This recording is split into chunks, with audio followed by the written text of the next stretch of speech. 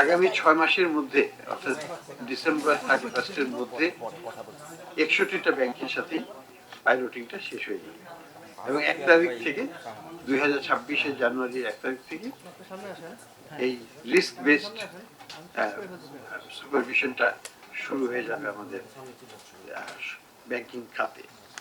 এখন জিনিসটা হচ্ছে যেটা একটা গুণগত পরিবর্তন। আগে আমরা যেটা কমপ্লায়েন্স বেসড বলতাম, কমপ্লায়েন্স/পারফরমেন্স বেসড, সেটা ছিল যে আমরা বাংলাদেশ ব্যাংকের ডাইরেক্টিভ ছিল, বিভিন্ন রেগুলেশন, বিভিন্ন সেটার সাথে কমপ্লাই করে ফার্স্ট অফ অল কোন কোন ব্যাংক কমপ্লাই করেছে, কোন কোন জায়গায় ঘাটতি আছে, কি ধরনের রেজাল্ট হয়েছে সেটার ফলে, এবং সেখানে কি ধরনের ব্যত্যয় ঘটেছে সেগুলোকে নিয়ে পর্যালোচনা। এখন যেটা হবে সেটা হচ্ছে একটু ফরওয়ার্ড লুকিং, সামনের দিকে তাকানো, একটু অ্যান্টিসিপেটরি, অর্থাৎ কি হতে যাচ্ছে। এবং এটা কিন্তু সবার জন্য এক নয়, রিস্ক সবার জন্য, কিছু রিস্ক আছে যেটা সবার জন্য প্রযোজ্য, আবার কিছু আছে যেটা স্পেসিফিক ফর দ্য ব্যাংক। তো দুটো ক্ষেত্রেই আমাদেরকে কাজ করতে হবে এবং দুই ধরনের রিস্ককেই আমাদেরকে এন্ডোজেনাইজ করতে হবে, অর্থাৎ অন্তর্ভুক্ত করতে হবে এই অ্যাসেসমেন্টের পার্ট হিসাবে। তো সেই জন্য এটা গুণগতভাবে একটা পরিবর্তন। এটা শুধু আমাদের সার্কুলার দেখে যে আমরা কমপ্লাই করলাম কি করলাম না, এর ফলে রেজাল্টটা এটা হলো, রেজাল্ট এটা হলো, সেটা না।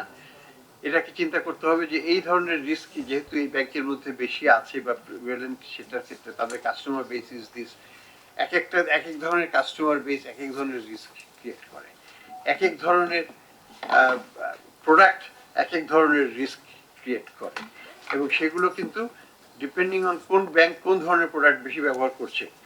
যারা এসএমই খাতে বেশি আছে, যারা এনভায়রনমেন্টাল ফ্রেন্ডলি খাতে বেশি আছে, যারা কর্পোরেটে বেশি আছে, যারা ট্রেডে বেশি আছে, বিভিন্ন তাদের সেগমেন্টের রিস্ক কিন্তু ডিফারেন্ট হবে, এবং এক একটা শক, এক্সটার্নাল শক ভিন্নভাবে তাদেরকে ইম্প্যাক্ট করবে। একটা এক্সচেঞ্জের শক হলে পরে যারা ফরেন ট্রেডের সাথে রিলেটেড তাদের উপর ইম্প্যাক্ট ইমিডিয়েটলি করবে। আবার যারা এসএমইতে আছে তারা কিন্তু অতখানি হত করবে না, তারা প্রোটেক্টেড থাকবে। আবার একটা বন্যা হলে এসএমইরা হয়তো ট্রেডের ক্ষেত্রে কিছু হবে না। এই জিনিসগুলো কিন্তু আমাদেরকে সেগমেন্টেড করেই আমাদেরকে জিনিসগুলোকে অ্যানালাইসিস করতে হবে আগামীতে।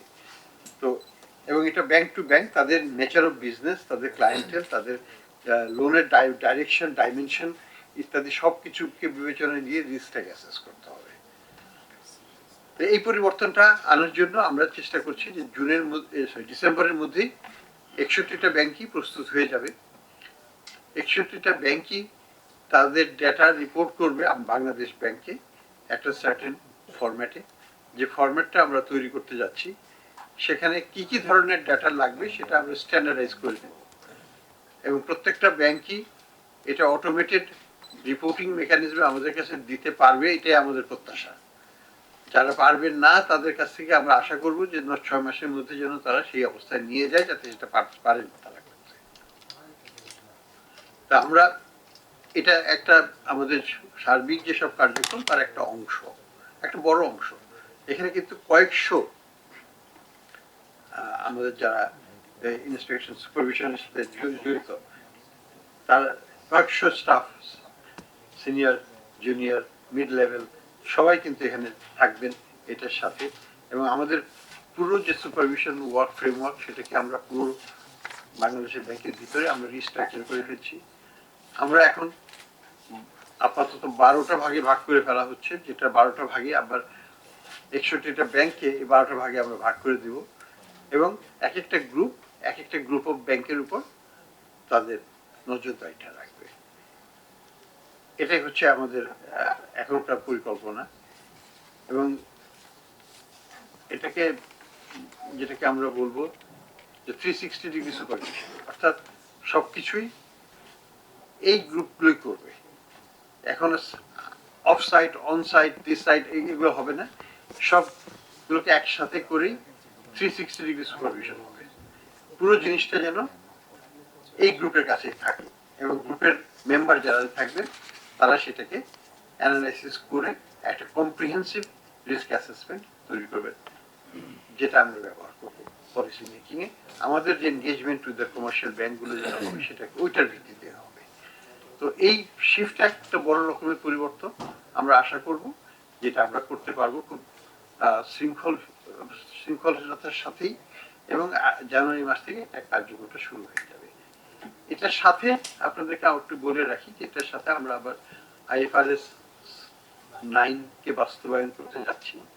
এখানেও কিন্তু আমাদের আশেপাশে সব দেশ এবং পৃথিবীর বেশিরভাগ দেশই অলরেডি IFRS 9 এ চলে গেছে, আমরা এখনো যেতে পারিনি, এবং এই যাত্রাটাও কিন্তু সহজ নয়। আমরা আশা করছি যে 2027-28 সালে জানুয়ারি থেকে এটাকে চালু করা যাবে। এটা একটা, আমি বলবো, একটা উচ্চাভিলাষী, কারণ পৃথিবীর বেশিরভাগ দেশই বলবো যেটা 3-4 বছরের নিচে হতে চায় না। আমরা 2 বছরে করার চেষ্টা করব, দেখা যাক কি হয়। তো সেটাও একটা বড় একটা দিক হবে, কারণ আমার যদি রিপোর্টিংটা যদি ঠিক মতো না হয়, আগের মতো যদি রিপোর্টিং হয়ে থাকে আগামীতে, তাহলে কিন্তু যেটাকে আমরা এই কম্পিউটার ভাষায় বলে গার্বেজ ইন গার্বেজ আউট, একই জিনিসই হবে। অর্থাৎ আমরা এমন সব তথ্য দেব যে তথ্যের ভিত্তিতে যে পারফরমেন্স হবে সেটাও ওইভাবেই হবে। কাজেই আমাকে কিন্তু আমার রিপোর্টিংটাকে ঠিক করতে হবে, অ্যাকাউন্টিং গুলোকে ঠিক করতে হবে, এবং সেটাকে ফরওয়ার্ড লুকিং করতে হবে। সেই জন্য আমরা IFRS 9 কেও সমানভাবে জোর দিচ্ছি, কারণ ইন্সপেকশনটা তো খাওয়ার উপর হবে না, এটা তো তথ্যের ভিত্তিতেই হবে। আমার অ্যাকাউন্টিং ক্লাসিফিকেশন এগুলো যদি আমি শক্তিশালী করতে না পারি, এর গুণগত মান বাড়াতে না পারি, তাহলে ইন্সপেকশন টিমও কিন্তু গুণগতভাবে কাজ করতে পারবে না। তো সেই জন্য এই দুটোকেই আমাদেরকে সমান্তরালভাবে এগিয়ে নিতে হবে, যদিও সিকুয়েন্সিয়ালি আমরা একটার পর আরেকটা রাখছি, কারণ একসাথে তো সব করা সম্ভব হবে না, সেটা সব মানে উচিত নয়। তো এটাই আমাদের প্রত্যাশা। আমরা চাই বাংলাদেশ ব্যাংকের লক্ষ্য হচ্ছে যে ব্যাংকিং খাতটা যেন সুসংগঠিত হোক, ব্যাংকিং খাতটা অন্যান্য দেশের মতো এবং উন্নত দেশগুলোর মতো যেন একটা ভালো একটা ভূমিকা রাখতে পারে আমাদের অর্থনৈতিক উন্নয়নে, সেটা আমাদের প্রত্যাশা। আমরা চাই প্রত্যেকটা ব্যাংকই যেন তাদের গ্রাহকদের আস্থার জায়গা হতে পারে। আমরা চাই তারা যেন প্রত্যেকেই গ্রাহককে ধরে রাখে, অ্যাট্রাক্ট করতে পারে, এবং নতুন নতুন ফাইন্যান্সিয়াল প্রোডাক্ট দিয়ে আমাদের অর্থনীতিকে সমৃদ্ধ করতে পারে। ব্যাংকিং বা আর্থিক খাত কোনো স্থবির কার্যক্রম না, এটা একটা ডাইনামিক প্রক্রিয়া, এটা চলমান, এটা নদীর মতোই প্রবাহিত। কাজে এখানে আমাদেরকে কন্টিনিউয়াসলি কাজ করে যেতে হবে। ইনোভেশন কোনো শেষ নাই, শুরু হয়েছে কবে জানি না, বাট শেষ কবে হবে তাও জানি না, কিন্তু আমরা চলতে থাকবো, আমাদের কার্যক্রম চলতে থাকবে নদীর মতোই। নদী কবে শুরু হয়েছে আমরা কেউ নদীও জানি না হয়তো, বা শুরু তো একসময় হয়েছে।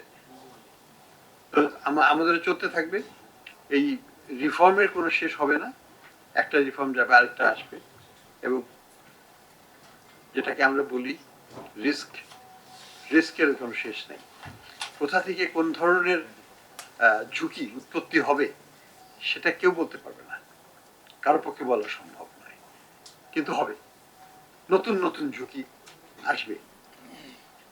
এটাকে আমাদের ট্যাকেল করার মতো সক্ষমতা রাখতে হবে, আবার ঝুঁকিটাকে যতদূর সম্ভব আগে থেকে অ্যান্টিসিপেট করার চেষ্টা করতে হবে। তারপরেও সব পারা যাবে না, কিন্তু আমি যদি 100টার মধ্যে 90টাকে আইডেন্টিফাই করতে পারি, আমার রিস্কটা তো কমে আসলো, ঝুঁকিটা কমবে। তো এইটাকে আমাকে চেষ্টা করতে হবে। কাজে এই চলমান প্রক্রিয়ার অংশ হিসেবে বাংলাদেশ ব্যাংক কার্যক্রম শুরু করেছে সবার সহযোগিতায়। আমাদের ব্যাংকিং খাতে ব্যাংকারদের সহযোগিতা এখানে বিশেষভাবে লাগবে, তাদেরকে নিয়ে আমরা একটা উন্নতর পর্যায়ে যেতে পারবো আগামী কয়েক বছরের মধ্যে, সেটাই আমাদের প্রত্যাশা।